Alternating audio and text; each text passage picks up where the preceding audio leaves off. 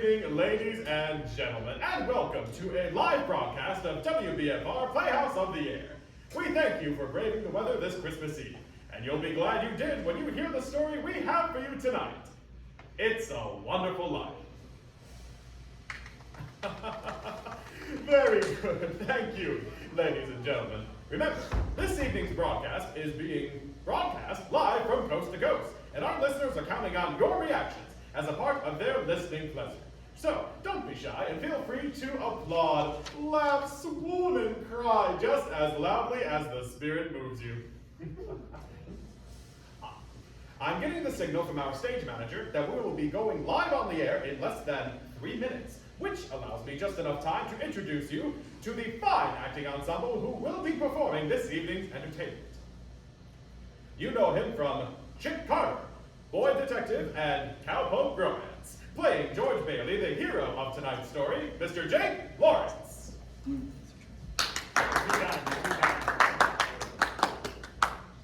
Having just returned from Los Angeles, having completed filming Dottie Goes Bananas, a Technicolor spectacle, as his leading lady, Mary Hatch, we bring you Miss Ohio 1943, Miss Sally Applewhite. WBFR Playhouse of the Air listeners have heard our next little lady in roles ranging from Mother Cabrini to Salome. And playing small-town siren Violet Vick and others in this evening's story, I give you Miss Lana Sherwood.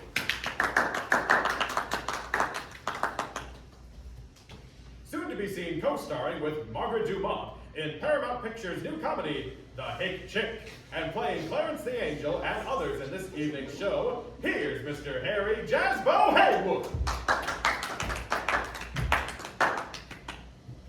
And finally, hosts of Females Are Fabulous. And here with you every week on Playhouse of the Air, I'm Freddie Fillmore.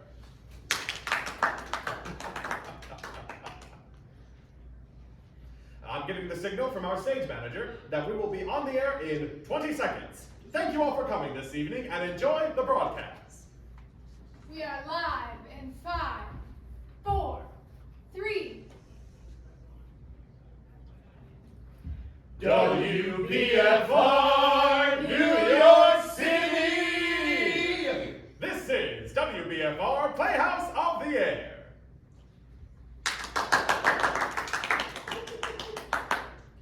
Good evening, ladies and gentlemen, boys and girls, young and old, old and new. Greetings from WBFR Studio A in Manhattan, New York, right here in the US of A. I'm your host, Freddie Fillmore. And it is my pleasure to bring you your favorite stories this and every week on WBFR Playhouse of the Air. Tonight, we have a real feel-good heartwarmer, perfect for this or any Christmas season. It's a Wonderful Life. We begin our story in the little town of Bedford Falls, New York, US of A, where a number of people in the town are praying for their dear friend, a typical American dreamer named George Bailey. Dear God, please look over my husband, George. George is a good boy, you know that. My son has always gone out of his way to give others a hand. Now it's him who needs the help. Help my big brother, George. He's done so much for all of us. More for me than I remember. I remember all the times he would stay late after work and not ask a cent. The world needs more like George. George Bailey never thinks about himself. I wouldn't have a roof over my head if it wasn't for If him. it wasn't for him, I would have given up long ago. All I think about is myself. I must have taken the last cent he had. He had no sense of business, that George Bailey. Just like his father, none of the Baileys were ever businessmen. It's his own fault if he wasn't prepared for times like these. I can't help but think it's all my fault. Help him, Father. It's me who's putting him through all this. Something's the matter with Daddy. Should we pray for him, Mommy? Yes, Suzu, pray. Pray very hard. The voices carry heavenward, and Joseph, the superintendent of angels, summons Clarence, an apprentice angel. You sent for me, sir? Yes, Clarence. A man down on earth needs our help. Oh, splendid. Is he sick? No, worse. He's discouraged. At exactly 10:45 p.m. tonight, Earth time, that man will be thinking seriously about throwing away God's greatest gift. Oh, dear, his life. Then I've only an hour to dress. What are they wearing now? You will spend that hour getting acquainted with George Bailey. Sir, if I should accomplish this mission, I mean, might I perhaps win my wings? I've been waiting over 200 years now, and people are beginning to talk. What's that book you've got there? Oh, The Adventures of Tom Sawyer, sir. I was reading it when you sent for me. Oh, fine book, excellent. Well, you do a good job with George, and we'll see about your wings. Thank you, thank you. Now, if you're going to help George, you'll want to know a little something about him. Look, see the town? Why, yes, a group of young boys sledding down a hill and onto the ice. This is amazing. Yippee! Woo! Who's that? That's your problem, George Bailey. A boy? That's him when he was 12, back in 1919. Something happens here you'll have to remember later on. And here comes the scare baby, my kid brother, Harry Bailey! I'm not scared. Well, then come on, Harry, show us what you got. Yippee! Help! Help! Oh, dear. Harry's fallen through the ice. I'm coming, Harry! Make a chain, gang! A chain! So, his brother fell through the ice, but George saved him. Yes, Clarence. And ever since George has had a bad ear, all that icy water runs down. Bad ear, yes, sir. The other event came a few months later. George took an after-school job at Old Man Gower's drugstore. It's me, Mr. Gower, George Bailey. You're late! Yes, sir. Hello, George. Hello, Mary. Hello, Violet. 2 cents worth of shoelaces, Violet? Mary was here first. I'm still thinking. Shoelaces? Please, Georgie. I like him. You like every boy. What's wrong with that? Here you are. Bye, Georgie. See you later, Mary. Made up your mind yet, Mary? I'll take chocolate. With coconuts? I don't like coconuts. You don't like coconuts? Say, brainless, don't you know where coconuts come from? Look here, from Tahiti, Fiji Islands, the Coral Sea. What's that you got there? A new magazine? I've never seen that one before. Of course you never. Only us explorers can get it. I've been nominated for membership in the National Geographic Society. Let me get your ice cream. Is this the ear you can't hear on? George Bailey, I'll love you till the day I die. I'm gonna go out exploring someday. You watch. And I'm going to have a couple of harems and maybe 3 or 4 wives. You wait and see.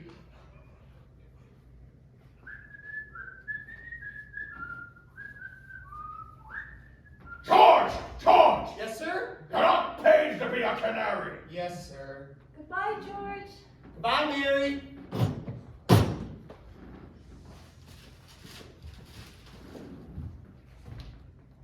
What was that piece of paper George just picked up? It's a telegram for Mr. Gower. He found out this morning that his son died of influenza. Oh, awful. Yes, and he spent the afternoon drowning his grief in whiskey. Mr. Gower, do you want something? Anything? No! Anything I can do back here? No! I'll get him, sir. What's this bottle, Mr. Gower? Never mind that. Take those capsules over to Mrs. Blades. Yes, sir. They have the diphtheria there, haven't they, sir? Is it a charge, sir? Yes, charge. Mr. Gower, I think... Oh, good call. Yes, sir. Mr. Gower... What is it? Mr. Gower, the bottle you used, you put something wrong in those capsules. Who do you think you're talking to? Ow! God, you hurt my sore ear! Did you hear what I said? Get out of here! Mr. Gower, you don't know what you're doing. You put something wrong in those capsules. I know you're unhappy. You got that telegram and you're upset, but it wasn't your fault, Mr. Gower. But look, Mr. Gower, look. This bottle you used to make up the capsules, it's poison. Poison? Don't hit my sore ear again. Poison? Oh, George! George! All I wanted was to make sure, Mr. Gower. I won't tell anyone. I know what you're feeling. I won't ever tell a soul. Hope to die, I won't. Oh, George!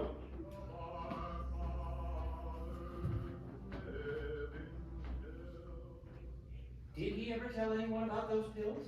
Not a soul. Did he ever marry the girl? Did he ever go exploring? We'll get there soon enough, parents. When George Bailey grew up, he wanted to go to college, but there just wasn't the money. So he worked 4 years in the Building and Loan Association.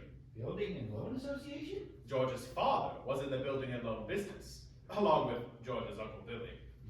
George, what's the combination to the safe? We wrote it down so you wouldn't forget it. Oh, that's right. Where? Your wallet, Uncle Billy. Thanks. Lovable fellow, just forgetful is all. Who's that? That's Henry F. Potter, the richest and meanest man in all the county. Peter! Potter's here! Mr. Bailey, Mr. Bailey, Mr. Bailey. There is nothing quite so loathsome as a family business. Now, George, you know what I'm here for. I'm on a very tight schedule. A family to evicted 3. Well, okay then, Mr. Potter. Here's the thing. I just need a little more time. Just 30 short days. I'll dig up that 5,000 somehow. Have you put any real pressure on those people of yours to pay their mortgages? Well, times are hard, Mr. Potter. A lot of people are out of work and then foreclosed. I can't do that. These families have children. They are not my children. But they're somebody's children, Mr. Potter. Are you running a business or a charity ward? Well, all right. Not with my money. Mr. Potter, what makes you such a hard-skulled character? You have no family, no children. You can't begin to spend all the money you've got. So, I suppose I should give it to miserable failures like you and that idiot brother of yours to spend for me. He's not a failure. You can't say that about my father. George. You're not. You're the biggest man in town. All right, son, thanks. I'll talk to you tonight. Don't let him say that about you, Pop. Tonight? What kind of a business are you running here? Good God, man!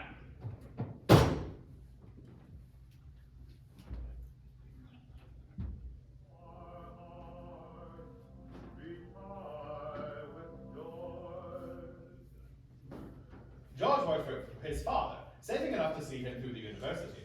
That summer, though, he was going to Europe. George got a job on a cattle boat and was ready to do a little traveling before college. Old man Gower surprised him with a gift of a great big suitcase. On his way home from the store, he ran into his friends, Ernie the cab driver, and Bert the cop. Hey, Ernie. Hiya, George. Hi, Bert. Hey, George. What's the suitcase for? Well, I'm a rich tourist today. How about driving me home in style? Sure, Your Highness. Hop in the cab. And for the carriage train, I puts on my hat. Good afternoon, Mr. Bailey. Looks like you're ready to get out of here. Hello, Violet. Hey, you look good. That's some dress you got on there. Oh, this old thing. I only wear it when I don't care how I look. I'll see you later. How would you like to? Yes. Want to come along, Bert? Or we'll show you the cow. No thanks. I think I'll go home and see what the wife's doing. Family man. George saved up money to go away to college. His bags were packed, and he was all set to go. Boy, oh boy, it's hard to realize that it's my last night in the Bailey's boarding house. We're sure going to miss you, George. Well, I'm gonna miss you too, Pop. What's the matter? You look tired. Oh, I had another tussle with old Henry Potter today. Oh, I thought when we put him on the board of directors, he'd ease up on us. I wonder what's eating that old money-grubbing buzzard anyway. Oh, he's a sick man. Frustrated and sick. Sick in his mind, sick in his soul, if he has one. Hates everybody that has anything he can't have. Hates us mostly, I guess.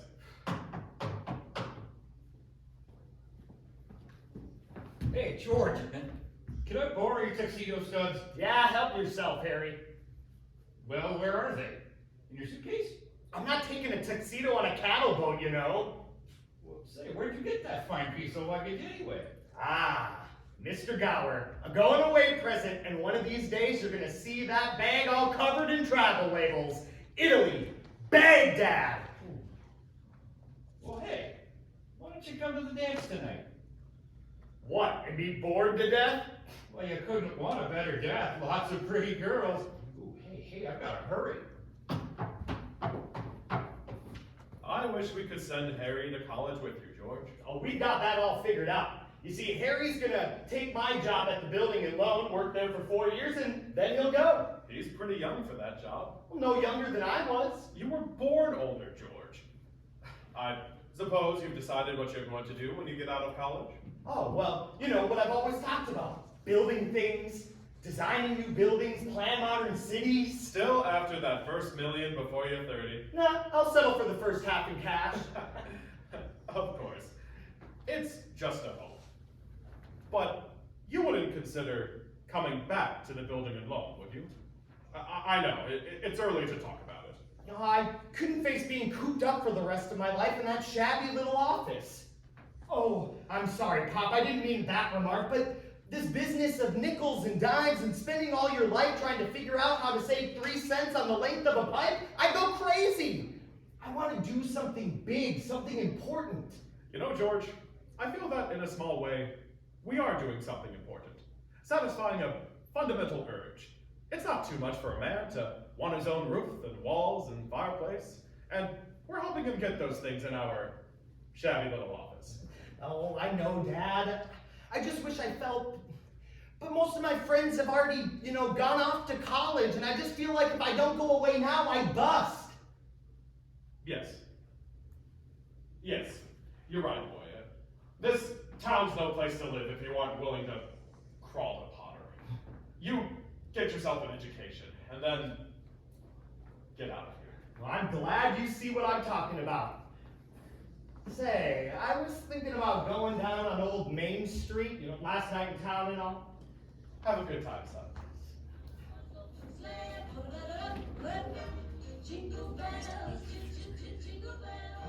Who's that? Why, that's Violet Baker. The little girl from the candy counter? That's right. Hello, Georgie Porgy. Hello, Vi. What gives? Nothing. Where you going? I'll probably end up at the library. George, don't you ever get tired of just reading about things? Yes. What are you doing tonight? Not a thing. Well, are you game, Vi? What do you say we make a night of it? Oh, I'd love it, Georgie. What do we do? Let's go out to the fields, take off our shoes, and walk in the grass. Huh? And then we can go up to Stewart Lake. It's beautiful up there in the moonlight. And we can swim and we can climb like Mount Bedford and smell the pines and watch the sun rise against the peaks. We'll stay up there the whole night and everybody will be talking. It'll be a terrific scandal. George, have you gone crazy? Walk in the grass in my bare feet? It's 10 miles to Mount Bedford. Oh, you think just because it's so... Ugh. Okay, just forget about the whole thing. Forget about what, George? Oh, nothing, Sam. So you remember Mary, don't you? Hi, George. Hi, Mary.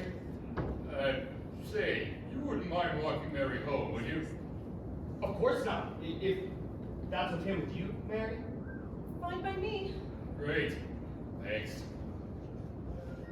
Jingle bells, jingle all the way. What fun to ride and sing along. So, George walked Mary home. Is that important, Joseph? I'd say it is, because even though Mary lived only 4 blocks away, it took them 2 hours to get there. Buffalo gals, won't you come out tonight?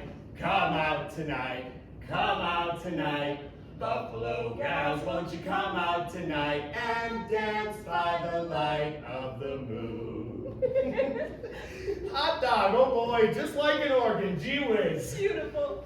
You know something? If it wasn't me talking, I'd say that you were the prettiest girl in town. Well, why don't you say it? I don't know. Maybe I will. Well, hey, how old are you anyway?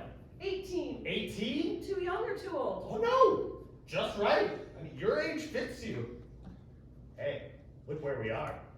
Oh, the old Granville house. Yeah, I gotta throw a rock. Oh, no, don't. I love that old house. Well, no, don't you know about deserted houses? You make a wish, then you throw a rock. But George, it's such a lovely place. I wish I lived there. In there? I wouldn't live in there if I was a ghost. Now watch this. How about it, huh? Pretty good shot, huh? Broke a window, huh? What'd you wish for, George? Well, it's not just one wish. It's a whole hatful, Mary. I'm shaking the dust of this crummy little town off my feet, and I'm gonna see the world. Italy, Greece, the Parthenon, the Colosseum. Then I'm coming back here, and I'm gonna go to college, and I'm gonna see what they know. Then I'm gonna build things. I'm gonna build airfields. I'm gonna build skyscrapers 100 stories high. I'm gonna build bridges miles long, and then I'm gonna, well, hey, are you gonna throw a rock too? Hey, that's a pretty good shot. What did you wish for, Mary? Oh no, if I tell you, it may not come true. Hey, Mary, come on. What did you want, huh? Do you want the moon? All you gotta do is say the word now. Okay, the moon. I'll take it. And then what? Well, then what? I'll throw a lasso around it and I'll pull it down, then you can swallow it up and it'll dissolve, see? And the moonbeams will shoot out of your fingers and your toes and at the ends of your hair and then, oh, am I talking too much? Yes! Why don't you kiss her instead of talking her to death? Who's that? Old man Collins on his front porch. Youth is wasted on the wrong people. Hey, hold on there, mister. Hey, come back out here and I'll show you some kissing that'll put hair on the back of your head. Come back out here and I'll... George! Uncle Billy? George, get in the car quick! Your father's had a stroke. I'm sorry, Mary, I gotta go. His father died that night, Clarence. So, of course, George couldn't go to Europe. But that fall, just as he was ready to leave for college, the directors of the building and loan held a meeting. They were going to appoint a successor.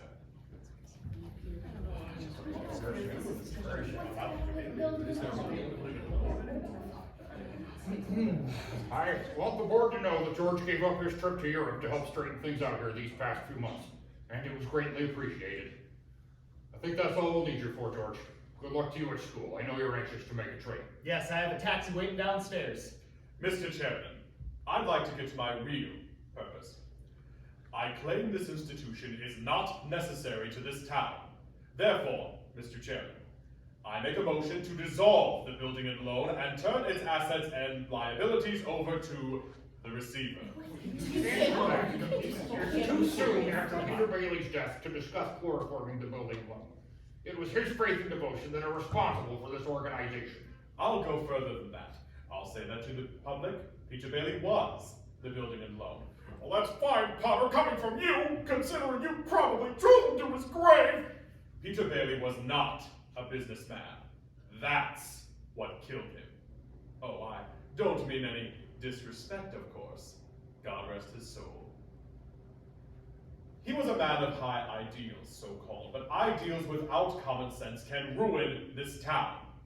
What does that get us? A discontented, lazy rabble instead of a thrifty working class. And all because a few starry-eyed dreamers like Peter Bailey. Stir them up and fill their heads with a lot of impossible hooey. Now I say again, Just Mr. a Chair- minute. Now, hold on, Mr. Potter.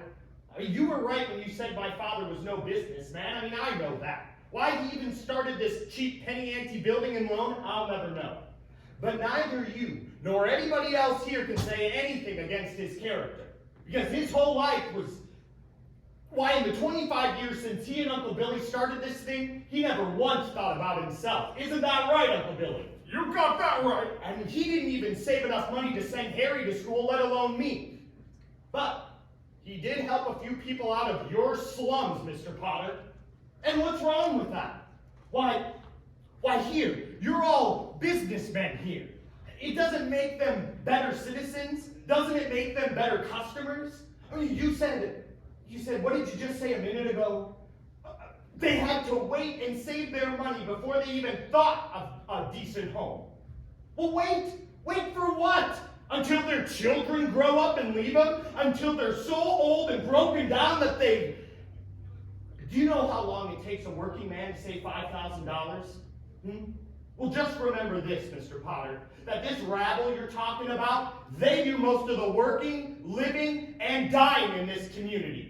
Well, is it too much to have them work, pay, and live and die in a couple of decent rooms and a bath? Anyway, my father didn't think so. People were human beings to him. But to you, a warped, frustrated old man, they're cattle. Well, in my book, he died a much better man than you'll ever be. I'm not interested in your book.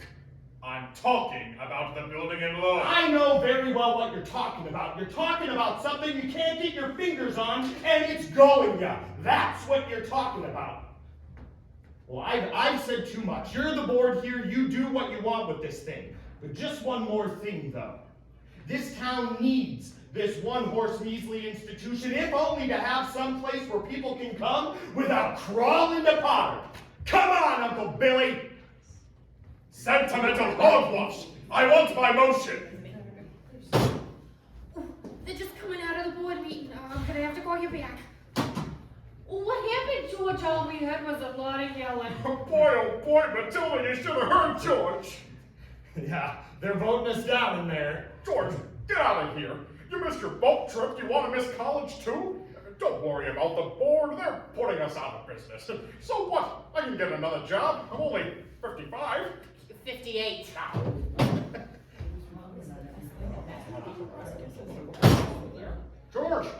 George, they voted Potter down. We're still in business. We're still in business. We're still in business. With one condition, George. They've appointed you to take your father's place.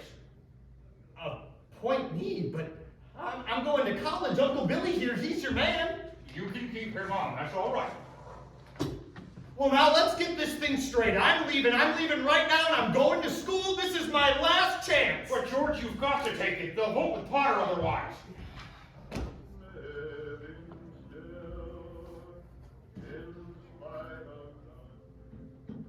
So, George Bailey didn't go to college. That's right, Clarence. He gave his college money to his brother Harry, and Harry went instead. But what happened to that good-looking girl, Mary? Oh, George saw her now and then. Not very often, though, because Mary went away to school too. Anyway, George waited 4 years more for Harry to come back and take over the building in Lowe. Then he could still see the world. He planned to work in the oil fields of Venezuela. There she blows. Say, Uncle Billy, you know what the 3 most wonderful sounds on earth are? Breakfast is served, lunch is served, dinner is served. No. Anchor chains, plane motors, and train whistles. Well, hey, here's the professor now. Well, if it isn't George Geographic Explorer Bailey. Uncle Billy, you haven't changed a bit. Nobody ever changes around here, you know that. Oh, I'm glad to see you. Say, where's Mother? Well, she's at home cooking the fatted calf. Come on, let's Oh, go. Wait. This is Ruth Dakin. Ruth Dakin Bailey, if you don't mind. Huh? Well, I wired you I had a surprise. Here she is, meet the wife. Well, what do you know? What? Well, how do you do? Oh man, what am I doing? Congratulations, Harry. Why didn't you tell somebody? What's a pretty girl like you marrying this two-headed brother of mine for anyway? Well, I'll tell you, it's completely mercenary. My father offered him a job. Oh, he gets you and a job. Harry's cup runneth over. Come on, Ruth, let's start ahead and leave the bags for the fellas. All right. Look, George, about that job. Ruth spoke out of turn. I never said I'd take it. You've been holding the bag here for 4 years and, well, I won't let you down. It's all right, Harry, it's all right.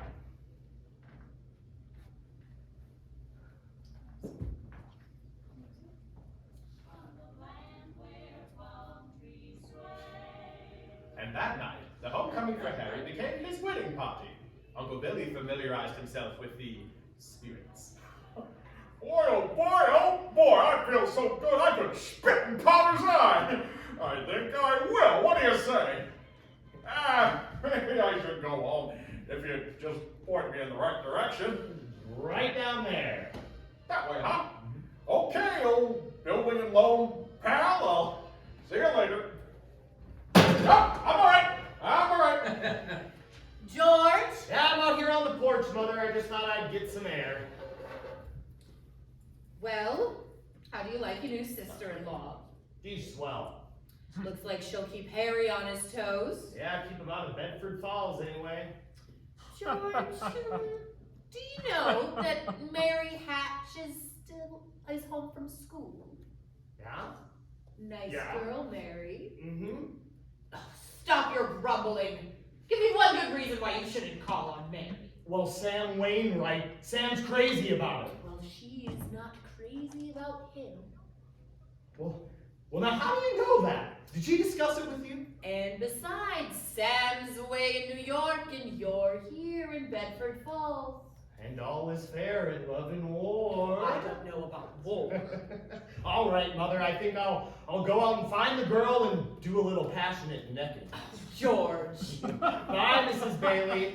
Hey, by the way, want any books from the library? The library, George. George, you go and see Mary now, you hear?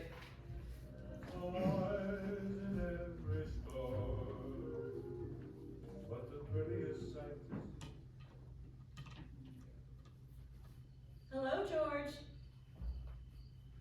Hello, Mary. Just happened to be passing by. Your mother just phoned and said you were on your way over to pay me a visit. My mother just called you? Well, how did she know? Well, I didn't tell anybody. I just went for a walk and happened to be passing by. Went for a walk, that's all. When did you get back? Tuesday. Would you like to come in? Well, I guess since I'm here.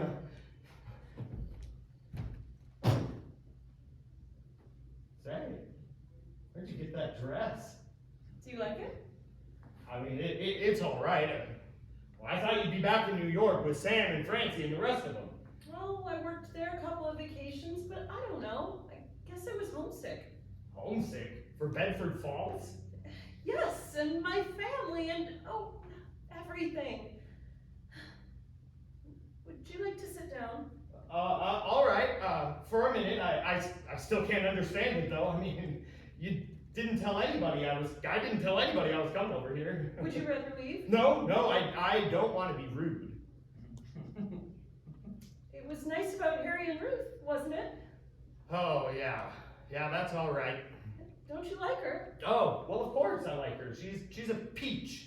Oh, it's just marriage in general you're not enthusiastic about, huh? No, marriage is okay for Harry and Sam Wainwright. And you. Mary! Mary, who's out there with you? It's George Bailey, Mother. George Bailey, what does he want? I don't know. What do you want, George? Me? Nothing. I just came in to get warm. He's making violent love to me, Mother. You tell him to go right back home, and don't you leave the house. Sam Wainwright promised to call from New York tonight, didn't he? Your mother needn't. I didn't come over here for to. What did you come here for? I don't know. You're the one with all the answers. You're supposed to have them, so why don't you tell me? You know what? Why don't you go Oh, home? well, that's where I was going. I don't know why I came over here in the first place. Mary! The telephone, it's Sam! I'll get it. Hee-haw, hello, Sam. How are you? Oh, great. Gee, it's good to hear your voice again. Oh, well, that's awfully sweet of you, Sam. There's an old friend of yours here, George Bailey. You mean old Mossback George? Yes, old Mossback George. Well, hee-haw, put him on. Wait a minute, I'll call him. George. He doesn't want to speak to George, you idiot! He does so. He asked for him. George, Sam wants to speak with you. Hello, Sam. Hey, a fine pal you are. What are you trying to do? Steal my girl? What do you mean? Nobody's trying to steal your girl. No, wait a minute. I want to talk to both of you. Tell Mary to get on the extension.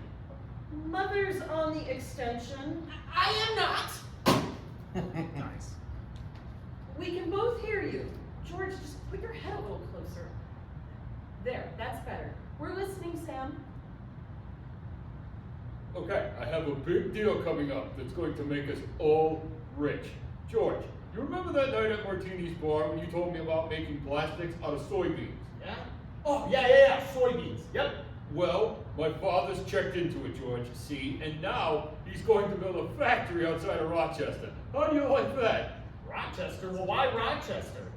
Well, why not? Can you think of anything better? Well, I don't know.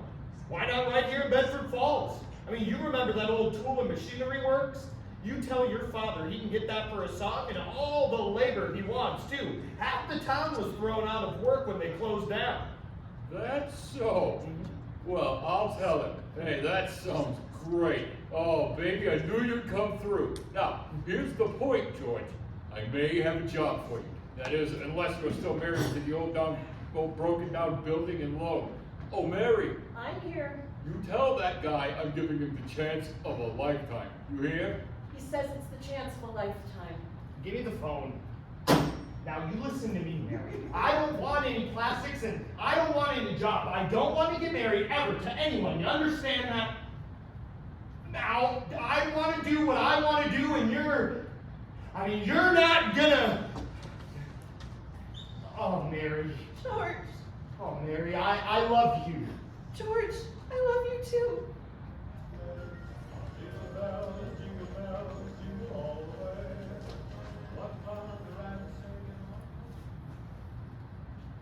We will return to WBFR Playhouse of the Air's presentation of It's a Wonderful Life in just a few moments. But first, gentlemen, does your hair resemble a dried out bird's nest full of dandruff flakes? Do you plaster your hair down like a cheap gigolo smelling to high heaven? Ew, gross. When girls get a gander at the tip top of your noggin, do they go, Ew. well, here's a friendly hint that may just help you out in the romance department. Starting tomorrow, why not try Breville Hair Tonic? Yes, sirree, you'll be headed for success with Breville groomed hair. A success with the gals and on the job. Breville always keeps hair looking mighty attractive. A real sex appealer. Breville Hair Tonic does lots more than keep your hair handsome looking. Breville the Swank Hair Tonic makes your filthy bird's nest clean. A little dab will do ya. All the pretty gals will scream. Not only will dames love it, your barber will shout out with glee. Breville the Swank Hair Tonic, your dandruff will be history. Buy some Breville today. Your hair will thank you. And now, back to It's a Wonderful Life.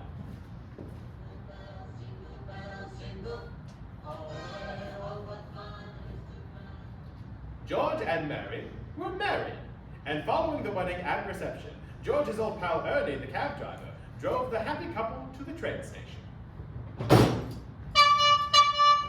Hey, where are you two going on this here now honeymoon? We're gonna shoot the works, Ernie. A whole week in New York, a whole week in Bermuda, the highest hotels, the oldest champagne, the richest caviar, and the prettiest wife.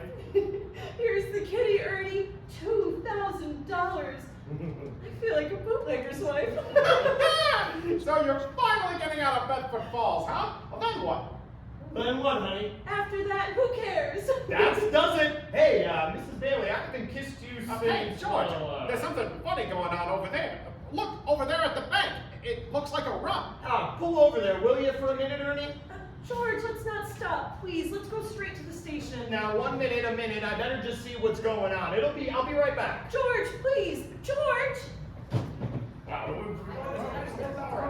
Okay, what is this, Uncle Billy? A holiday? Why are the doors locked? There's a crowd out front. Oh, this is a pickle, George. All right, now, what happened? All I know is the bank called our loan. I had to hand out all of our cash. All of it? Every last cent of it. Holy mackerel! And then I got scared, George, and I closed the door. Our charter says we need to stay open until 6 o'clock or we'll lose our license. Bailey Brother Building, get me, George. George, it's Potter. Hello? George, there's a rumor around town that you've closed your doors. Is that true? No, it isn't. Do you need any police? Mobs get pretty ugly sometimes, you know. We're fine. We'll see. Now, George, I'm going all out to help in this crisis. I've just guaranteed the bank sufficient funds to meet their needs. They'll close for a week and then reopen. I may lose a fortune, but I'm willing to guarantee your people too. You tell them to bring their shares over here, and I will pay them 50 cents on the dollar. God, you don't miss a trick, do you, Potter? Well, you're gonna miss this one. If you close your doors before 6 p.m., you will never reopen. He just took over the bank, Billy. Now open the doors, let him in. Well, it's about time. What is going All on? right, now just remember that this thing isn't as black as it appears. Now, I've got some news for you folks. I just talked to Old Man Potter, and he's guaranteed cash payments at the bank. Well, how about our money, George? Where is our money? Now, please, wait a minute. Wait a minute. Listen to me. You're thinking of this place all wrong. The money's not here. Not here. Now, What what do do you you mean? mean? Let me tell you. Your money's in people's houses. It's in the Kennedy's house, the McLaren house, and in your house, and in your house, and 100 of others. Now, what are you going to do? Foreclose on them? I got $242 in here, and $242 isn't going to break anybody. All right, Charlie. All right. Now, you'll get your money in 60 days. 60 days. Well, now that's what you agreed to when you bought your shares. Well, I got my money. Old Man Potter's taking over the bank. He'll pay me 50 cents on every dollar. Well, 50 not cents? because of that. All right, now, Wait, wait, please, folks, please don't leave. I beg you not to do this. If Potter gets a hold of your shares, he'll be owning this building and loan. Now, he's got the bank, he's got the bus line, and he's got the department stores, and now he's after us. Because he wants to keep you living in his shacks, paying the kind of rent he decides to charge. Now, we can get through this all right, but we gotta stick together. We gotta have faith in each other. My husband is out of work. We need money. I got doctor's bills to pay. Can't feed my kids with faith. How much do you need? We've still got some money. We've got $2,000 from the wedding. Hey, Mary. Okay, I got $2,000 here. This'll tide us over until the bank reopens. All right, now, Charlie, how much do you need? $242. Charlie, just enough to tide you over until the bank I'll reopens. take $242. Okay, Uncle Billy, give Charlie $242. Okay, all right. Now, Ed, how much do you need just to get by? $20, I suppose. Now we're talking. Now, Mrs. Thompson, how about you? But it's your own money, George. Never mind that. How much do you want, Mrs. Thompson? Could I have $17.50? 17. Oh, bless your heart, of course you can have it. Uncle Billy, give her $17.50. Now pay it back when you can. All right. Who is next?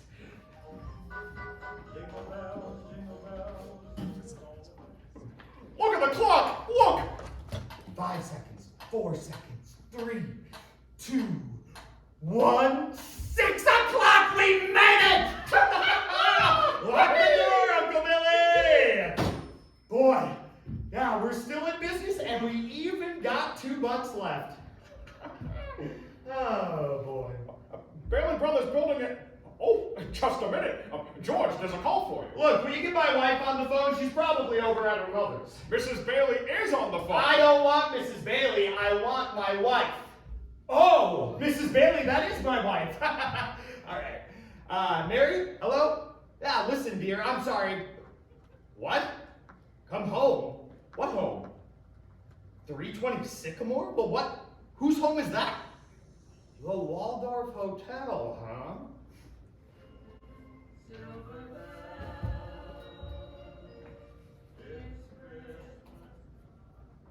That doesn't look like the Waldorf. Oh no. Number 320 Sycamore was the old Granville house. The one George and Mary threw rocks at and made wishes. Mary had prepared the house, including a turkey dinner, romantic decorations, and even a marriage bed. Welcome home, Mr. Bailey. Well, I'll be. Remember the night we broke the windows in this old place? This is what I wished for. Darling, you're wonderful. Yes, sir, that's where they spent their honeymoon. That's where they started their lives together. Mary made the leaky old house a home, while George toiled away at the building and loan office, providing houses for people like Giuseppe Martini. Hey, Martini, you rented a new house? Rent? Ah, you hear that, Mr. Bailey? I own this house. Me, Giuseppe Martini, I own my own house. No more we live like a pigs in Potter's field. We have something for you and your family, Mr. Martini. George and I bring something for all the new owners. For the Martinis. Maria, come quick. Our first housewarming gift. Bring the kids. Bread, so that this house may never know hunger, and salt, that life may always have flavor. And wine, that joy and prosperity may reign on you forever. Enter the Martini Castle.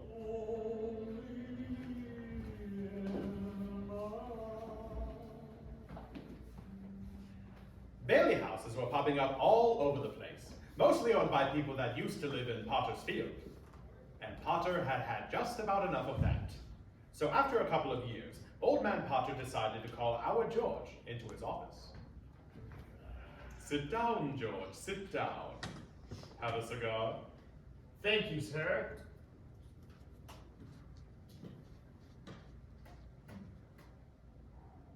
Light the cigar, Mr. Potter. You like it? I'll send you a box. Well, I suppose I'll find out sooner or later, but just what exactly did you want to see me about? George, now that's just what I like so much about you. George, I'm an old man, and most people hate me. But I don't like them either, so that makes it all even. You know just as well as I do that I run practically everything in this town, but the Bailey Building and Loan. You also know that for a number of years I've been trying to take control of it, or kill it. But I haven't been able to do it. You have been stopping me. In fact, you have beaten me, George, and that takes some doing. Take during the Depression, for instance. You and I were the only ones who kept our heads. You saved the building and loan, and I saved all the rest. Well, some people say you stole all the rest. The envious ones say that, George. The suckers. Now, let's look at your side. Young man, 27, 28, married, making, say, 40 a week. 45. 45. 45. Now, if you were some ordinary yokel, I would say you were doing fine. But George Bailey is intelligent, ambitious. He hates the building and loan almost as much as I do. He's been dying to get out of town ever since he was born. A young man, the smartest one in the crowd, mind you, who has to sit by and watch his friends go places because he's trapped. Trapped into frittering his life away, playing nursemaid to a lot of garlic eaters. Do I paint a correct picture here, George, or do I exaggerate? What's your point, Mr. Potter? My point is that you are the only man in town who has ever licked me. I want to hire you. Manage my affairs, and I will start you out at $20,000 a year. 20,000 a year? You wouldn't mind living in the nicest house in town, buying your wife a lot of fine clothes, a couple of business trips to New York a year, maybe once in a while, Europe. You wouldn't mind that at all, would you, George? Oh, would I? I mean, you're not talking to somebody else around here, are you? You sure you're talking to me? I mean, I'm George Bailey. Don't you remember me? Building and loan, remember? Yes, George Bailey, whose ship has just come in, providing he has brains enough to climb aboard. Well, what about the building and loan? Oh, confound it, man! I am offering you a 3-year contract at $20,000 a year. Is it a deal? Or isn't it? Mr. Potter, I know I ought to jump at the chance, but I wonder if you ought to give me like 24 hours to think about it. Sure. You go home and talk with your wife. Yeah, I'd like that. In the meantime, I'll draw up the papers, and soon you'll be managing my affairs. Your affairs? Well, no. No, the answer's no, doggone it. I mean, you sit around here and you spin your little webs and you think the whole world revolves around you and your money. Well, it doesn't, Mr. Potter. In the whole vast configuration of things, I'd say that you're nothing more than a scurvy little spider.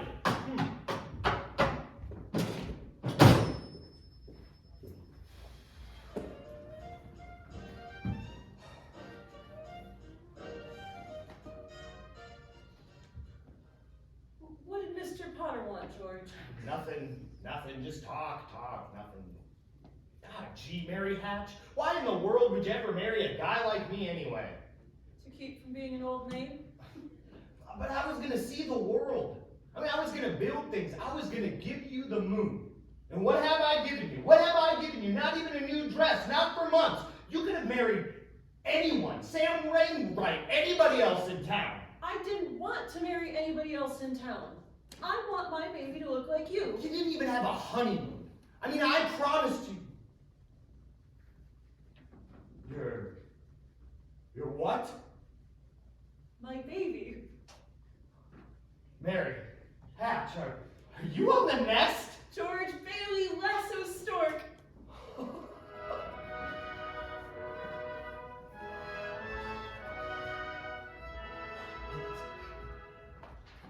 Well, Mary had her baby, a boy. You don't say. Then she had a girl. Well, what do you know? Night after night, George would come home late from the office. Things weren't looking good with the building at Lowe. Potter was really bearing down hard. And then came the war. Mary had another baby by then, but still had time to run the USO. Gower and Uncle Billy sold war bonds. Violet entertained the troops. Bert the cop was wounded in North Africa. Got the Silver Star. Ernie, the cab driver, parachuted into France. And Harry Bailey topped them all. A Navy flyer. He shot down 15 planes, 2 of them, just as they were about to crash into a transport full of soldiers. Yes, but George, what about George? George? 4F on account of his ear. George fought the Battle of Bedford Falls. Air raid warden, paper drives, scrap drives, rubber drives. On VE Day, he wept and prayed. On VJ Day, he wept and prayed again. We're getting pretty close to today, aren't we, sir? Yes, Clarence. You know now almost everything you have to know about George Bailey, except what happened that finds him down there at this very moment, wanting to die. Well, sir, well? Well, today's the day before Christmas, and Billy is at the bank to make a deposit when he ran into Old Man Potter. Well, Mr. Henry F. Potter, come to the bank to deposit some more loot, huh? Sure, you old fool. How do you like the news in the paper, Mr. Potter? Harry Bailey wins Congressional Medal of Honor! You just can't keep those Bailey boys down now, can you? Let me see that newspaper. Here you go. Sorry, I can't check, you old thief. Gotta go make a deposit. Well, good morning, Mr. Bailey. Good morning, Horace. Here you are, a deposit slip, bank book, and a very Merry Christmas to you. Oh, well, you too, Mr. Bailey. Say, you've forgotten something, haven't you? What's that? Well, you want to make a deposit? Well, certainly. Well, it's customary to bring the money with you. What? It's gone! Where did I put it? Oh, where did I put that money? A terrible thing, Clarence. Terrible. Uncle Billy couldn't find the money because the envelope with the $8,000 was folded up in that newspaper he gave to Old Man Potter. At the same time as Billy started looking for the deposit, Violet came to visit George at the building in Lowe. Oh, hello, Vi. Suppose you're getting things set back at the house for the party tonight. You know you're invited. What's wrong? You see right through me, don't you? How much do you need? Look, I hate doing this to you, George, but I won't be asking for any more after this. You planning on robbing a bank, Vi? I'm going to Manhattan. Oh, what's in Manhattan? Why, everything's in Manhattan. A new start, at least. That's a big step, Vi. What's the matter with starting a new life right here in Bedford Falls? Well, I'll be George Bailey. I never thought I'd hear that from you. I thought you hated this place. I did, but this town has a charm of its own. You should give to us, maybe. I'm just thinking of you, Vi. Manhattan's a big place to take on your own. I've made a decision. There's a midnight train tonight, and I plan to be on it. That takes a lot of character. Yeah, leave your hometown and start all over again? Here's some dough. Oh, no, George, don't. What do you want to do? Hawk your furs and that hat? You want to walk to New York? I mean, you know they charge for meals and rent up there just the same as they do in Bedford Falls. Yeah, sure. It's a loan. Now that's my business. Building and loan. And besides, you'll get a job. Good luck to you. I'm glad I know you, George Bailey. Say hello to New York for me. Merry Christmas, George. George! George! Uncle, what's going on? The bank's examiner's in town and I've got to... They're coming today! Well, yeah, the account's payable. What's the matter with you? The money, the 8,000, What, Uncle Billy? What happened to it? I don't know. I was going to deposit it, and when I went to the bank, I didn't have it. $8,000, Uncle Billy. The bank examiner's in town and it's not our money. It belongs to the depositors. I'm so sorry, George. I just don't know what happened. Well, the first place you look is in your coat pocket. I told you to put it in there when you left. Oh, I'm no good to you, George. I'm no good. Let's go then. We have to retrace your steps. We'll leave no stone unturned.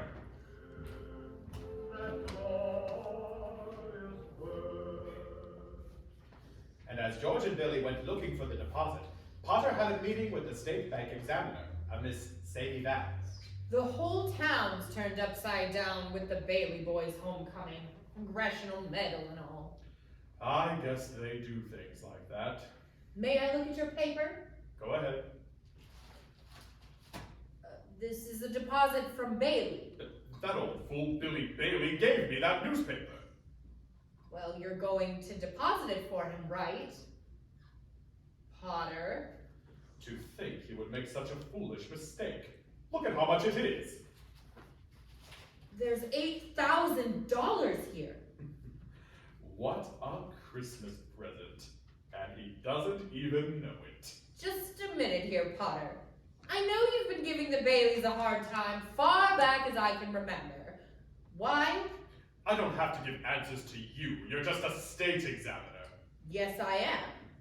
But I am unimpressed by your buying off everyone in town. Oh, that's it. You could never buy the Baileys. What? You heard what I said. The Baileys have always stood for something you always wanted and are so jealous of. They're honest. You're fired. You can't fire me. I'm state appointed. And what's more, I'm not going to turn my back. This is stealing from the Baileys. Something like this would certainly cause them to fold. Yes, and after 25 years. Finders keepers, you know that. He gave me the money, it was his own fault. Besides, there's not a court in the county that would find me guilty. And we all know why. How's your family, Sadie? My family. I know just how little state positions pay. What would you say to a little Christmas bonus? I want no part in this. That's not what I've heard. What are you insinuating, Potter? I will not be turned down. What do you want me to do? I want you to pay the Baileys a surprise visit. You'll see the records, they'll be short. You know the rest. At last, the Baileys will be where they belong. Down for good. I know just what to do.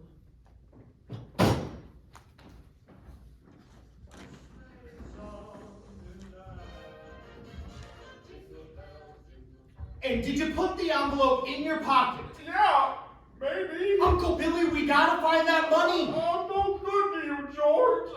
Do you have a secret hiding place here in the house? I've gone over the whole house. Even the rooms that have been locked ever since I lost your Aunt Laura. Listen to me, I think! can't think anymore, George. It hurts. Where's the money, you stupid, silly old fool? Do you realize what this means? It means bankruptcy. It means scandal and prison, and one of us is gonna go to jail, and it's not gonna be me.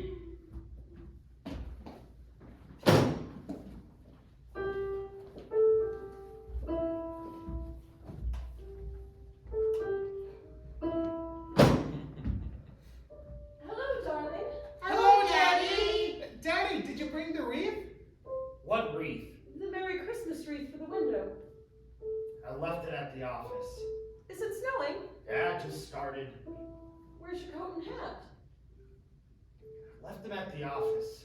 What's the matter? Nothing's the matter. Everything's all right. Isn't it wonderful about Harry? We're famous, George. I'll bet I had 50 calls today about the parade, the banquet.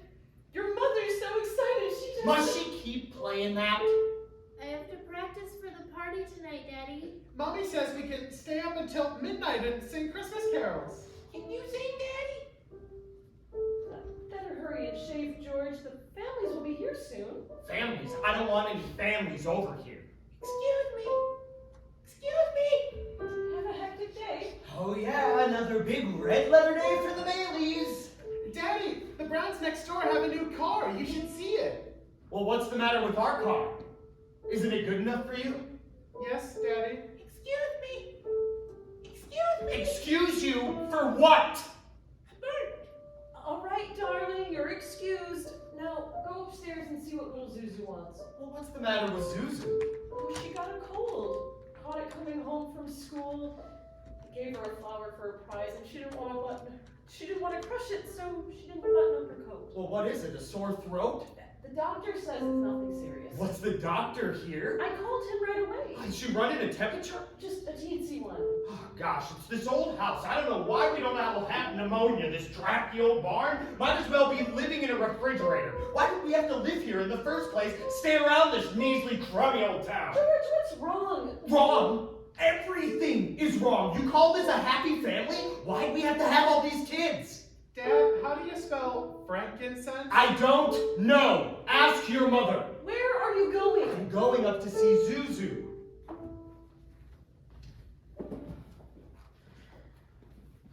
Hi, Daddy. Now, what happened to you? I want a flower. Wow, where do you think you're going? Want to give my flower a drink. Here, give Daddy the flower and I'll give it a drink. Look, Daddy, some of the petals came off. Paste it. Yeah, all right now. I'll paste this together. See? There it is, good as new. Give the flower a drink. Now, will you do something for me? What? Will you try to get some sleep? I'm not sleepy. I want to look at my flower. I know, but you just gotta sleep. And then you can dream about it. And it'll be a whole garden. It will? Mm-hmm.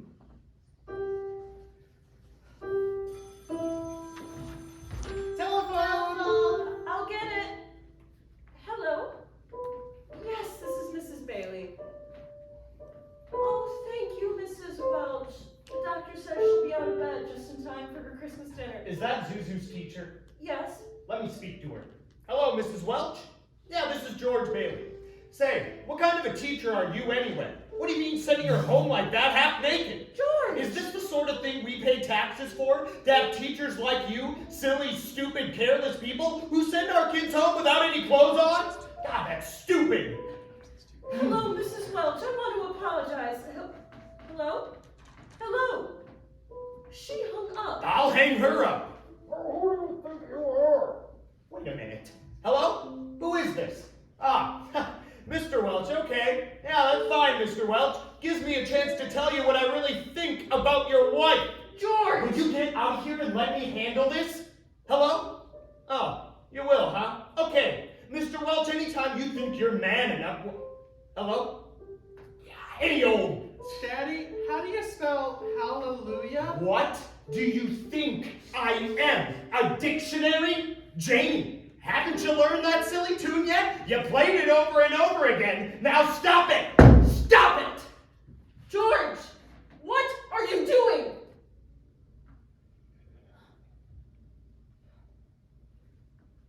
I'm sorry, Mary. Janie, I'm sorry. I didn't mean... Go on and practice. And Pete, I owe you an apology too. I'm sorry. What did you want to know? Nothing, Daddy. Well, what's the matter with everybody? Hey, Janie, go on. I told you to practice. Now go on and play. Daddy? George, why must you torture the children? Why don't you just... Mary! Where's Daddy going? number 247, please. Is Daddy in trouble? Yes, Pete. Should I pray for him? Yes, Jeannie, pray very hard. Me too. You too, Tommy. Hello, Uncle Billy?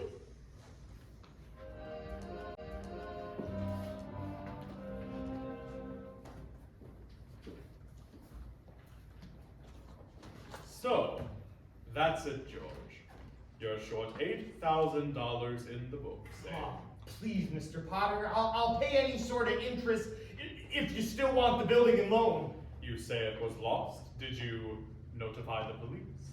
No, sir, I haven't done that yet. Harry's homecoming's tomorrow. Why did you come to me? What about your good friend, Sam Wainwright? I can't get a hold of him. He's in Europe. What kind of security would I have, George? What collateral? I have some life insurance, a $15,000 policy. How much is your equity in it? $500? And you want 8,000. Look at you. You used to be so cocky. You were going to go out and conquer the world.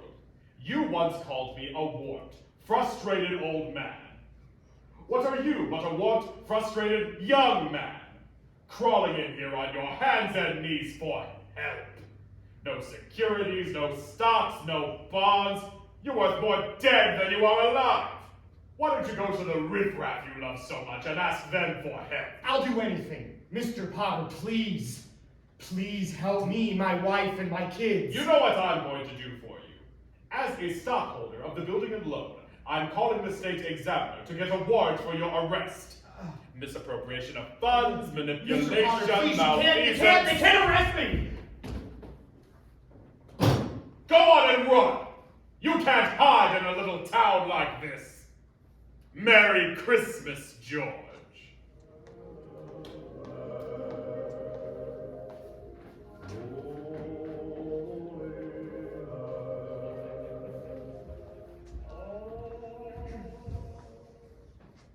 And now, more from our sponsors. Are you guilty of careless driving because windshield bug spots dull your vision? Yes, I'm guilty. Stop straining to see through a bug-spattered windshield.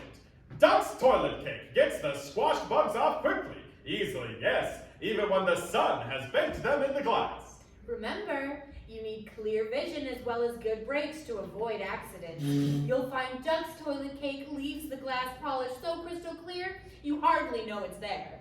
I feel so much safer after I clean my windshield with Duck's Toilet Cake. It leaves no dangerous, oily film to pick up dust and make night driving difficult. Duck's Toilet Cake, the soap of 100 uses. You better wash high, you better wash low, behind your ears too, I'm telling you so. Duck's Toilet Cake is cleaning uptown. It washes up cars, it washes up stars, and out in LA it washes up stars. Duck's Toilet Cake is cleaning uptown. It's found in every bathroom, from sea to shining sea. It's used by our dear president, and it's used by you and me. Oh, you better wash high, you better wash low, behind your ears too, I'm telling you so. Duck's Toilet Cake is cleaning uptown. Buy a cake of Duck's Toilet Soap today. Keep it in your car. And now, the dramatic conclusion of It's a Wonderful Life.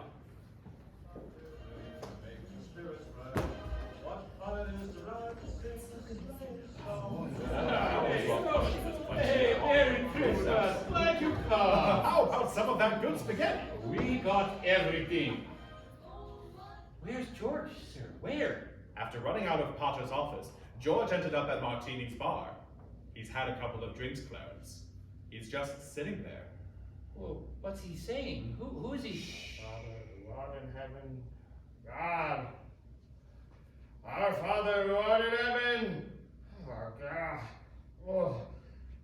Dear Father in heaven, I mean, I'm not a praying man, but if you're up there and you can hear me now, show me the way, God. Show me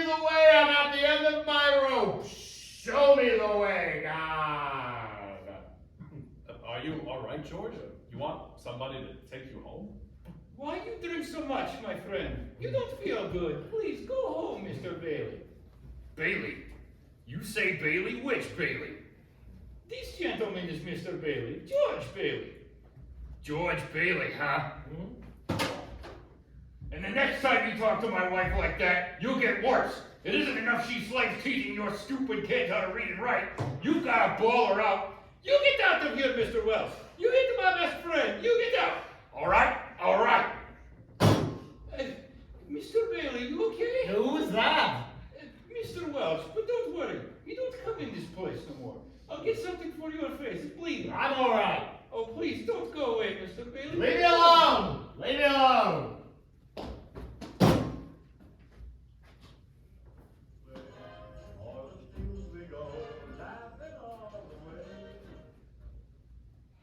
No wind because of technical difficulties. Keep going. No problem. George is headed to the bridge now, Clarence. Can you see him? He looks like he's going to jump. It's time, Clarence. Excuse me. You there, have you got the time? My watch is dead. Well, thanks just the same. Help!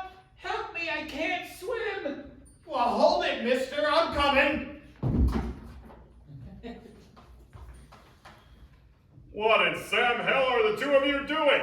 This storm's not fit for man or beast. Now get out of the water! Are you two all right? Do you need a doctor? No, I'm all right. Oh, no, I'm fine. Oh, this underwear. I didn't have time to get anything stylish. My wife gave me this on my last birthday. I passed away in it. Passed away?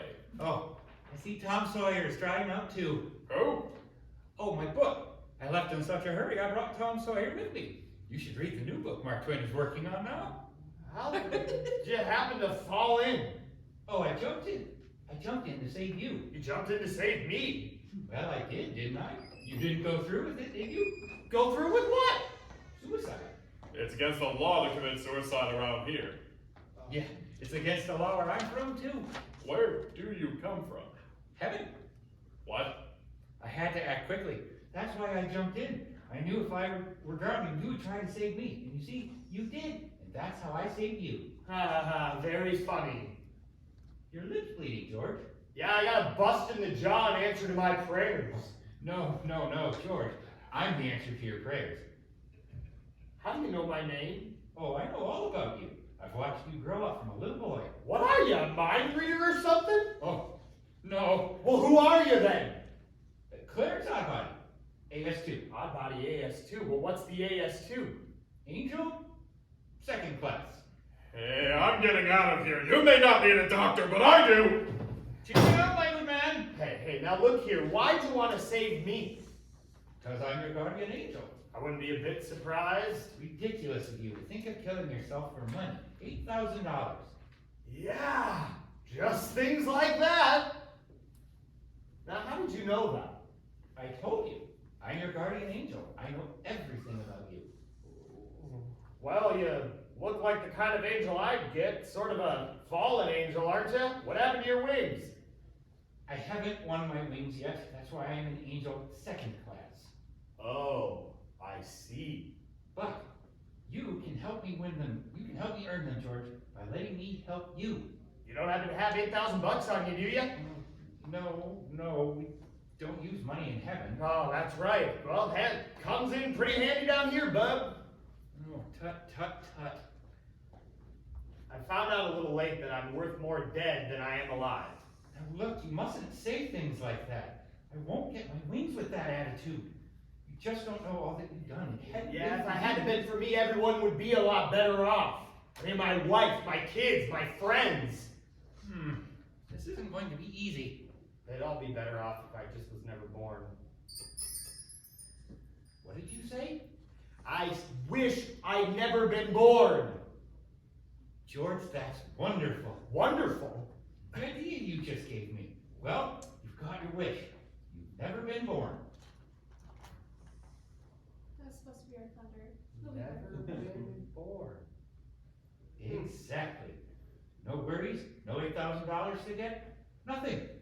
You simply don't exist. Hey, wait a minute. This ear of mine, can you say something in this ear? You don't have a bad ear anymore. Don't you see you're not the George Bailey you think you are? You're nobody. Well, that is the doggonest thing. Your lips stop bleeding too, George. What do you know about that?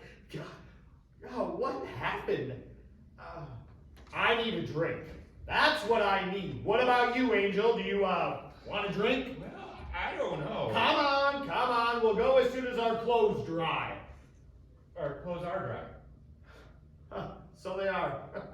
That's kind of funny. The stove's hotter than I thought. Well, look, let's get dressed. We'll stroll over to Martini's and then, oh, well, of course, excuse me. I'll stroll. You'll fly. I haven't got my wings. You haven't gotten your wings, yeah. That's right. A couple of drinks and we'll both fly. Woo!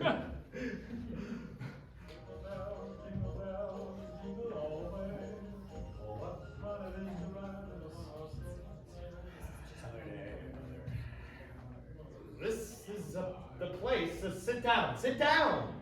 Hello, Nick. Clarence, welcome to the best bar in Bedford Falls. Bedford Falls. Don't you mean Pottersville? Pottersville? Hey, where's Martini? Look, I'm the boss. You want a drink or don't you? Okay, all right. Double bourbon quick, huh? Okay. What's yours, bub? I was just thinking of mulled wine. Huh? Heavy on the cinnamon and light on the cloves. Off with you, my lad, and lively now. Hey, look, mister. We serve hard drinks in here for men who want to get drunk fast. And we don't need any characters around to give the joint atmosphere. Now, come on here. Just give him the same as I ordered. He's all right. 2 double bourbon. What about this place? It's all changed. Bedford Falls. You're having your wish, George. You've never been born. Oh, there'll be lots of things you've never seen before. Oh, good. Somebody's just made it. Made what? Every time you hear a bell ring, it means that some angel's just got his wings. What did you say? Look, Clarence, I don't think you better talk about angels around here. No, they believe in angels? Yeah, they believe in them, but they're just, Well, it's then why should they be surprised when they see one? Huh? Don't mind him, Nick. He just never grew up. How old are you anyways, Clarence? Oh, 293 next week. That's it! Out! You two pixies go through the door or out the window. Now go on, get! Where's Martini? Will you just tell Look, him? stop asking about Martini. He ain't here. Well. Look who crawled out from whatever hole he's been hiding in. Hey, it's Mr. Gower. Hey, you! Rummy! Didn't I tell you never to come panhandling around here? George, look. Mr. Gower! Hey, this is George Bailey. Don't you know me? Will you buy me a drink, mister? Just one drink, mister. Pinky! Throw the rummy out! You got it? Oh, no, please! Hey, Nick, isn't that Mr. Gower, the druggist? That rumhead spent 20 years in jail for poisoning some kid. And if you know him, you must be a jailbird yourself. No. Pinky! Here's 2 more. Get him out of here. You got it, boss. Oh, here, let me help you up. The snow is quite cold. What was wrong with Mr. Gower? Mr. Gower doesn't know you, George. You see, George, you weren't there to stop Gower from putting that poison in. What do you mean I wasn't there? What are you, hypnotizing me? I mean, why am I seeing all this strange stuff here? Don't you understand? It's because you were never born. Well, then if I wasn't born, who am I? You're nobody. You have no identity. What do you mean, no identity? My name is George Bailey. There is no George Bailey. You have no papers, no cards, no driver's license, no 4F card, no insurance policy. Zuzu's petals. What? Zuzu's petals. My little girl, some petals fell off of her flower. I told her I'd fix it and stuck them in my pocket, but they're gone too. Everything's gone. But you've been given a great gift, George. The chance to see what the world would be like if you had never been born. I mean, you're crazy. You're crazy as a bedbug, and you're driving me crazy too. Now look, I'm gonna go home to my wife and my kids and my family. Do you understand that? And I'm going alone.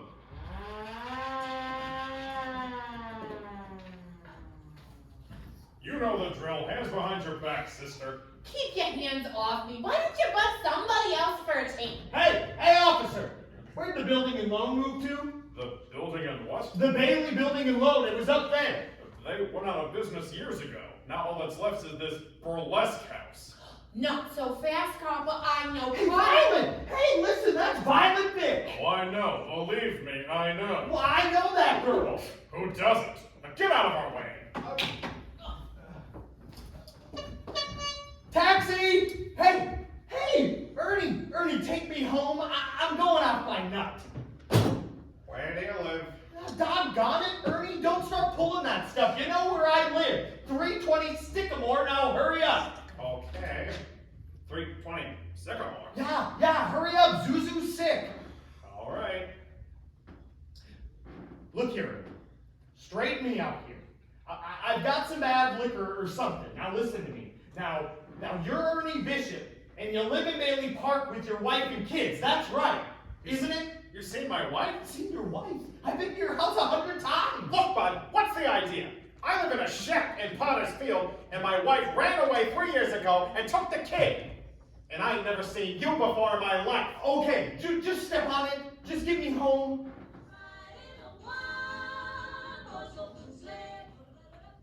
Is this the place? Of course it's the place. Well, this house ain't been lived in for 20 years. Mary, I'm home. Pete, Tommy, Jamie, Zuzu, where are you? They're not here, George. You have no children. Where are they, Clarence? What have you done with them? All right, put up your hands. What is this? No fast moves.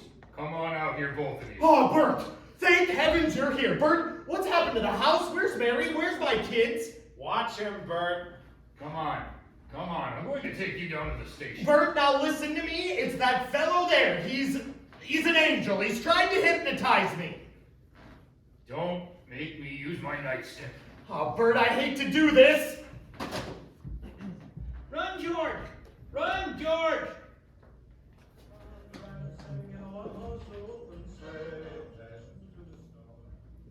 Mobber, Bordy's bailing house.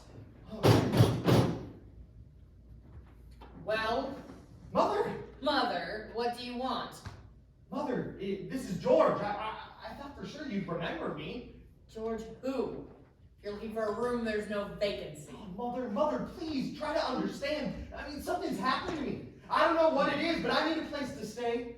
Please let me stay here. I don't take in strangers. Well, I'm not a stranger. I know everybody you know. Your brother-in-law, Uncle Billy. You know him. Sure I do. When did you see him last? Today, over at the house. That's a lie.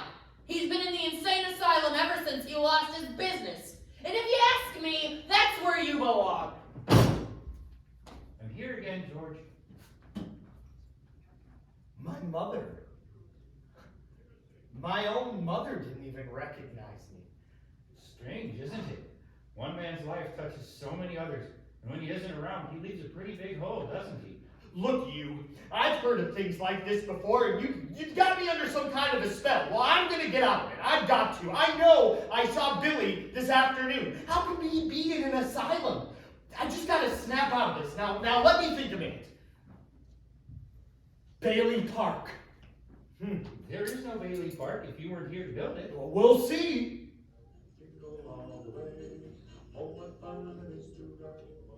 This is Bailey Park? People live here? Pretty grim. Oh, this is where Bailey Park is supposed to be. What's this gravestone doing over here? Why is the name Bailey on it? Well, that wouldn't be yours. Well, my father's name is on it, but what's this other name? Why is my brother's Harry's name on it? Your brother broke through the ice and drowned at the age of 9. Well, that's a lie. I mean, Harry Bailey went to war. He got the Congressional Medal of Honor. He saved the lives of every man on that transport. Every man on that transport died. Harry wasn't there to save them because you weren't there to save Harry. You see, George, you really had a wonderful life. Don't you see what a mistake it would be to throw it away? But what do I do now, Clarence? What do I do? It's your life, George. What happened to Mary, Clarence? Mary? My wife, Mary. What happened to her if I was never born? I'm not supposed to tell you, George. Now, I don't know how you know the things that you do, but please, if you know where she is, will you just let me see her? That's all I need to make my decision. Very well, but you're not going to like it, George. Where is she, Clarence? She's an old maid, George. Where is she? She's just about to close up the library.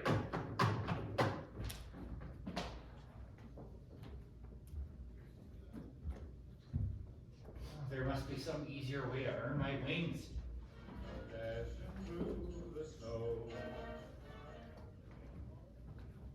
Is the library closed? It's Christmas Eve. We can't stay open all night. Can I ask you something? I should really be getting home. Well, what is there to go home to? That is none of your business, sir. The library is closed. Maybe you should try back the 26th. Mary, I'm sorry. How do you know my name? All I need is a couple of minutes. I told you the library's closed. Please, just 2 minutes. That's all I need. I'll do anything. You sound desperate. I'll help if I can. What is it? Isn't this town Bedford Falls? It used to be, but that was some time ago. I wasn't very old when Potter was elected and took the town along with its name for himself. So you do know a place called Bedford Falls? I've seen pictures. It looked like a very nice place. Things have changed, but that's with the times. I have to go. Mary Hatch, you live on Reed Street. A white Victorian, and your bedroom's at the top of the stairs. You turn left. You have an older brother, Marty. You live with your mother, Edwina. How do you know all of this? What are you, some crazy man? Stop it! I'm leaving! Don't you know me, Mary? Just let me touch you. Get your hands off of me! I'll call a cop! The house you wished for. Don't you remember me? I told you I don't know you! Let me go! Officer! Don't you know me, Mary? I mean, you must know me, Mary. It's George. Don't you know me? Let me go! Mary, please, don't do this to me. Please, Mary, please. Where are our kids? What? I need you, Mary. Help me. Help me, Mary. Get away from me! Help! Please! Mary, it's George. George, please, Mary. Your wife. You're my wife. Clarence! Clarence! Clarence, where are you? God, please help me, Clarence. I mean, just get me back. I don't care what happens to me, only just get me back to my wife and my kids. Help me, Clarence, please. Please. I just want to live again. I want to live again, please.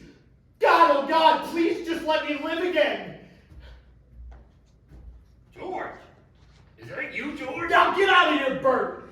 Get out of here. If you come any closer, I'm going to hit you again. What the Sam Hill are you yelling for, George? Come on now. George?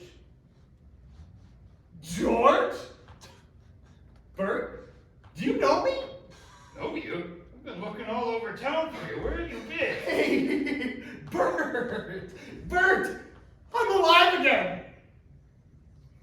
You sure you're all right? Your mouth's bleeding. It is? My mouth's bleeding, Bert! Look at that blood coming out of there! Would you? Hey. Zuzu's petals! Zuzu's petals, they're in there! God, what do you know about that? Merry Christmas, Bert! Well, Merry Christmas. Come on, get in the car. I'll drive you home. You will, Bert? Well, do that and turn the siren wide open! Merry Christmas, Bedford Falls! Hey, Merry Christmas, you wonderful old building alone! Merry Christmas, Mr. Potter! Yippee! Oh, what fun it is to ride in a one-horse open sleigh. Mary! Mary, I'm home! Well, hey, have you seen my wife? Hey, what is this? What, these people, these reporters?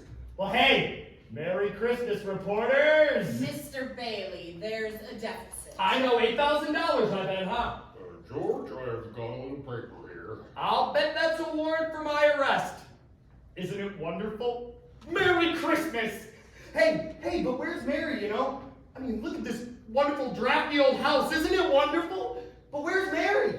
Merry Christmas, Daddy! Oh, kids, Pete, Janie, Tommy, I could eat you all up. Where's your mother? She went looking for you with Uncle Billy. Daddy! Zuzu, my little ginger snap, how do you feel? Fine, Daddy. Not a smidge of temperature. Not a smidge. Hallelujah! George, darling! It's Bobby's home! Mary! Oh. George, where have you been? Oh, George! Mary, let me touch you. You're real! George! You have no idea what happened to me. You have no idea what's happened either. Come on, George, quick, they're on their way. Well, who's on their way? The police department? The FBI? The National Guard? I'm alive again, Mary! Listen to me, I'm alive again, Mary! Okay, come on in here now. Now you stand right over here, by the tree, right here, and don't move. Don't move. I hear them now, George. It's a miracle, Come in, Uncle Billy. Everybody in here. Isn't it wonderful? Mary did it, George! Mary did it! She told a few people you were in trouble, and they scattered all over town collecting money. They didn't ask any questions, just said, if George is in trouble, you can count on me. You never saw anything like it. What is this, George? Another run on your bank? Here you are. Merry Christmas. The line forms to the right. Mr. Gower, Merry Christmas. Mr. Martini, step right up now. I busted the jukebox, too. Mr. Gower! I made the rounds on my charge accounts. Violet bit? I'm not going to go, George. I changed my mind. I wouldn't have a roof over my head if it wasn't for you, George. Here you go. $242. I've been saving this money for a divorce if I ever get a husband. Merry Christmas, George. Merry Christmas, Mother. Merry Christmas, everyone. Merry Christmas! Oh, just a minute. Quiet, everybody. Quiet. A telegram from London. Ooh, London. Mr. Gower cables you need cash. Stop. My office instructed to advance you up to $25,000. Stop. He, Haw, and Merry Christmas, Sam Wainwright. Hark the herald angels sing, glory to the newborn King. Hello, George. How are you? Harry! Oh, Mary. Looks like I got here too late. Mary, I got him here from the airport as quickly as I could. The fool flew all the way up here in a blizzard. Harry, how about your banquet in Washington? Oh, I left right in the middle of it as soon as I got Mary's telegram. How about some wine? Ah, good idea. A toast to my big brother George, the richest man in town. To George!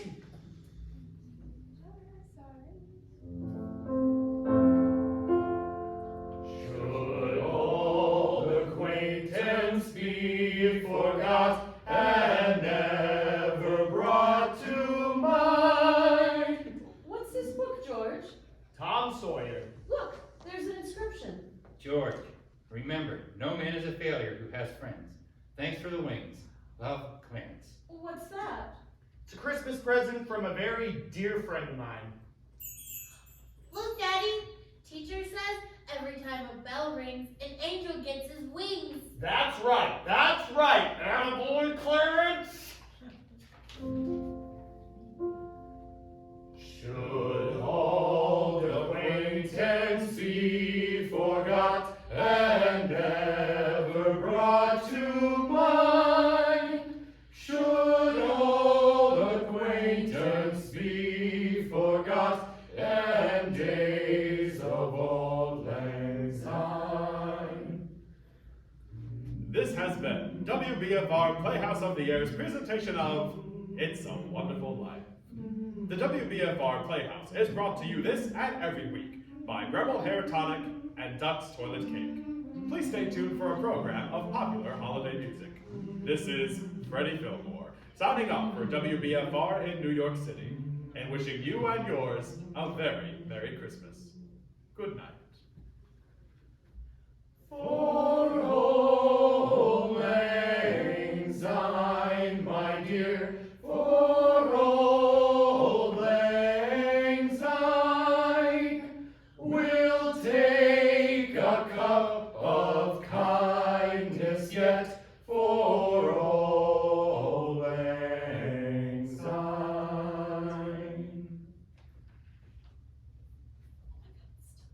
Oh, no. And we're off the air. Great job, everybody.